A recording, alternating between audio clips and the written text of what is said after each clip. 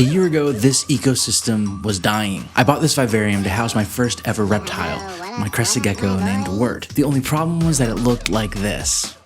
This shit's dead. So my great idea was to rescue this dying ecosystem and restore it to its former glory. The other great idea I had was to wear this hat. I had a long road ahead, but I knew that in order to make this ecosystem safe for Wirt, I had to put in the work now. Rescuing this dying ecosystem included clearing out all of the old debris and introducing new substrate, plants, and critters. And I needed at least a month before I could bring my little bro home. The issue is that I only had a month and a half, so everything had to go according to plan. It's been a year since I filmed this video, and a lot has changed. You just look at my hair. But now that I've had some time, I'm finally ready to show you how it all went down. So like I said, we are here to save this ecosystem, but in order to do that, we first have to clean all of this out. And there's only one big problem, is that it's one of the hottest days in recorded history here where I live. The heat index is over 112. I need to get into sport mode, and then we need to dive into cleaning this thing. And if you're wondering what sport mode is, it's my new bucket hat. Can you tell how excited I was? I really got into this process. And speaking of process, let me break it down for you. It's recommended that a new ecosystem is given a chance to cycle, usually around a month. This allows for any harmful bacteria or mold surges to dissipate before you bring your reptilian brain friend home. So it was finally time to get started, and on the hottest day of the year, I got to work scooping, scraping, and I got to witness firsthand the effects of years of gecko shit caked onto the walls of an abandoned vivarium. It was at this point that the mosquitoes did decide they wanted to end my whole career.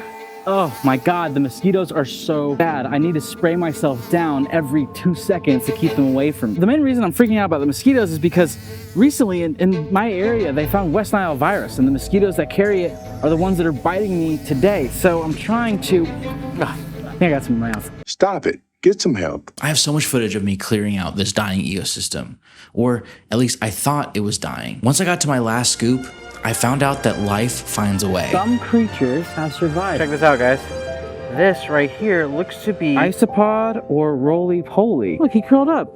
Look at him go. little buddy served his purpose well in that tank, and I'm actually gonna let him go free. I'm not gonna keep him in that soil. I feel like he's done his job and he's free to go. I took finding this little dude as a sign, a good omen of things to come. If life could be this resilient in a dying ecosystem, what would happen when I was able to fully restore and bring this ecosystem back to life? The rescue mission continued. Finally, the worst of this cleanup project was done, and all that was left was to water this bad boy down. A slurry of gecko turds, soil, decaying plant material, and my blood, sweat, and tears pooled at the bottom of this tank. And with one final push, the water flowed out, and I could begin to make way for new life. You know, I just realized something. Out of everything I just cleaned out, what do you think the percentage was from dirt to gecko poop?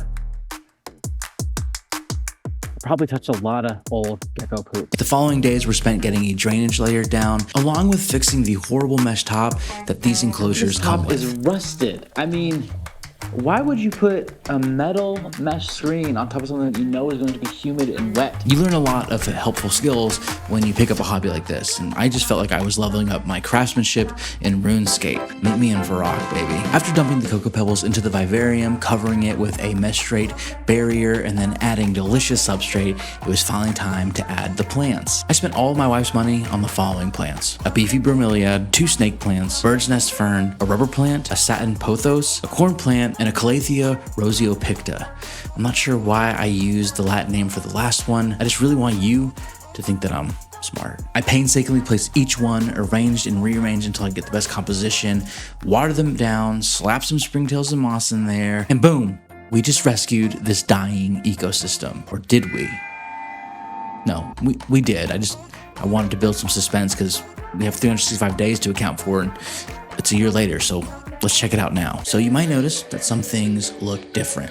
One, we moved. We're no longer where we started. And 2, the enclosure looks very different. Looking back, I'm extremely proud of what I did, going in blind, not knowing anything. And when I first got Wirt at Repticon, I was really over the moon, nervous, excited, and just ready to get my boy in his house. So what's changed? I've removed a few of the older pieces of wood and replaced them with driftwood that I secured with glue, screws, and landscaping stakes. The satin pothos, the bromeliad, the corn plant, and the Calathea, they all kicked the bucket. Those jokers, were done for. I replaced them with clippings from my giant Song of India in our house, which is just the coolest plant known to mankind. It looks like it's straight out of Dr. Seuss. And on top, I put in a rattlesnake calathea as well as a pink princess philodendron, just to add a little bit of that canopy vibe that crested geckos know and love. And as for Wirt, bro is thriving, eating roaches, sleeping, splooting, being terrified of anything that moves. He's really the prototypical crested gecko, and I couldn't be more proud of him. It's fun looking back at all these old photos of him and seeing how he interacted with this first iteration of this vivarium. The 18 by 18 by 24 that he's in now will be fine for just a little bit longer. We're definitely gonna have to upgrade it as he gets bigger, but for now, he's happy. And if he's happy, I'm happy. We have an extremely codependent relationship, but you and I don't have to. So if you like this video, please subscribe. But don't feel like you have to just because I wanted you to. I want you to subscribe because you wanted to. That's the way we have a healthy relationship together. Okay, see ya. A lot of these are just like really tricky steps, and I have never done something like this before, so it's proven to be a good challenge.